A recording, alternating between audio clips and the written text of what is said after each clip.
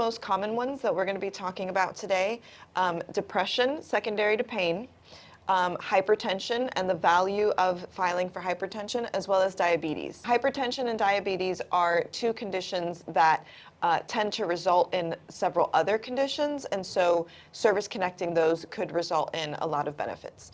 So Ursula, do you want to tell us about how depression can result from pain? So, pain is a lot of times one of the residuals from a lot of orthopedic conditions or a condition that may already be service connected. So while you may be getting all of the benefits that are associated with that condition that's causing the pain, let's say it's your lumbar spine and you can't move and you have pain on motion and things like that, while your rating for your back or for that condition may encompass all of that, sometimes those conditions or the pain from that condition can lead to some mental health issues or diagnoses. One thing that we see a lot is when injuries happen to people and their lives have to change, there's an element of depression that might go into that. So while you may be rated for that main condition that is causing the pain, you may not know that your mental health condition or depression, anxiety, trouble sleeping, insomnia could also be linked to that condition. If those things are impacting your life because of the pain that you have from your orthopedic conditions or other medical condition that causes pain, you may be able to file for a secondary service connection. And remember that the VA will only assign one rating for a mental health condition. Mm-hmm. So if you are already rated for PTSD and getting, you already have an assigned percentage for that, you don't need to file a new claim for depression because you won't get a different rating. So this is, if you're not service connected for a mental health condition, this is an opportunity to get something else service connected. So Ursula mentioned orthopedic problems. Headaches also tend to cause depression, even tinnitus. When you have that constant ringing in your ear, constant pain, there is medical research that shows that that often leads to a diagnosis of depression. And so it's just another way that you can increase your overall combined rating. Yeah, and I think it's important too that it's not just depression, it's also, trouble sleeping, insomnia. If you're not able to fall asleep, and then the symptoms of not sleeping include the irritability, the mood swings, things like that, that would also fall under the mental health diagnostic code with the limitations that are associated with that. So the other condition we want to talk about is hypertension. So hypertension is high blood pressure. Under the PACT Act, if you qualify and are able to show that you were exposed to herbicides, that hypertension is automatically service connected for that. And while hypertension, you may usually only get a 0% or a 10% rating for hypertension.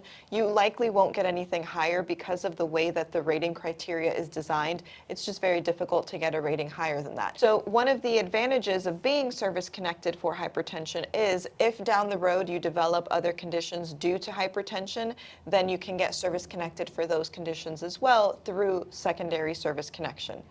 So some of the common diagnoses or disabilities that result from hypertension would be chronic kidney disease, stroke, dementia. Those are conditions that are very commonly due to hypertension or develop because of hypertension.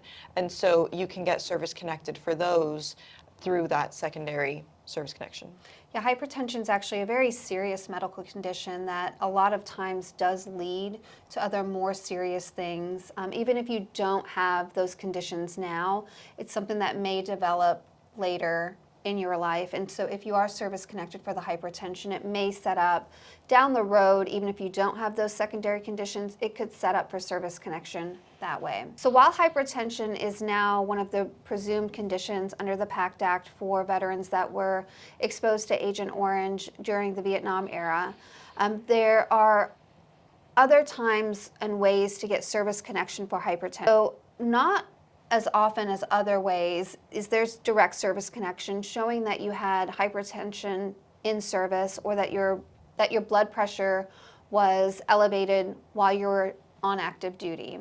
I've also seen in some people's records where there's a mental health condition such as PTSD, or anxiety or sleep apnea that is diagnosed before the hypertension, because sometimes those conditions can also lead to hypertension, but not all the time. It really does depend on the medical record and what's going on in there, but sometimes the hypertension can most certainly be aggravated by those already service-connected conditions. So if that's something that may be true for you as a veteran who didn't have hypertension, developed these other conditions that are service-connected, that may be a road for service connection there as well. And the last condition that we want to cover is diabetes. This is also a condition that is presumptive for Agent Orange exposure, and it's a condition that unfortunately tends to result in a lot of complications if it's not properly treated and cared for. So some of the common resulting disabilities that we see are peripheral neuropathy. So that's when you have tingling or numbness in your hands and in your feet. That is something that is fairly easy, fairly straightforward to service connect secondary to diabetes. That's something that we have seen most CMP examiners concede that that does result from diabetes. But there are other conditions that result from diabetes as well, like amputations. A lot of times diabetes results in amputations, and you can get that service connected. Glaucoma or eye conditions, kidney conditions like diabetic nephropathy. Diabetes really just wreaks havoc on your entire system. And it's not differentiated between type 1 diabetes or type 2, but mostly what we see is the development of type 2 diabetes. And it can become more severe over time with a lot of complications. Along with the peripheral neuropathy, something that I also see happens to a lot of veterans is as it gets worse, they tend to lose feeling in their hands or their feet.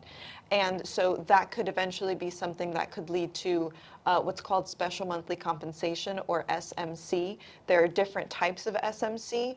One of them is aid and attendance, and that's when you need someone to help you with your everyday things. So bathe yourself, dress yourself, you need someone to care for you every day. Usually diabetes leads to neuropathy, and the neuropathy leads to something like that, or loss of use of your hands or your feet. That also, diabetes is a condition that we commonly see results in that.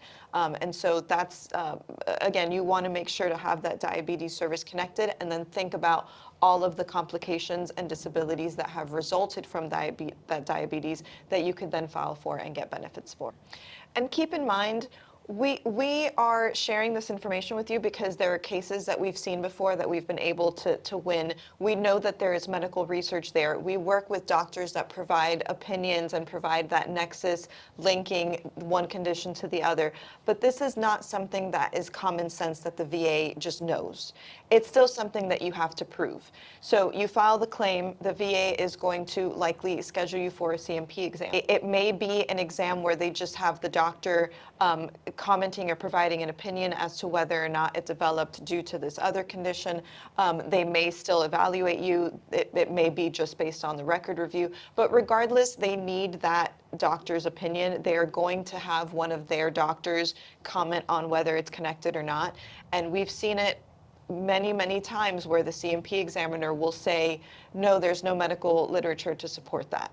And then we get our own opinion or our own doctor showing and providing that medical literature to show that it is one condition does lead to the other.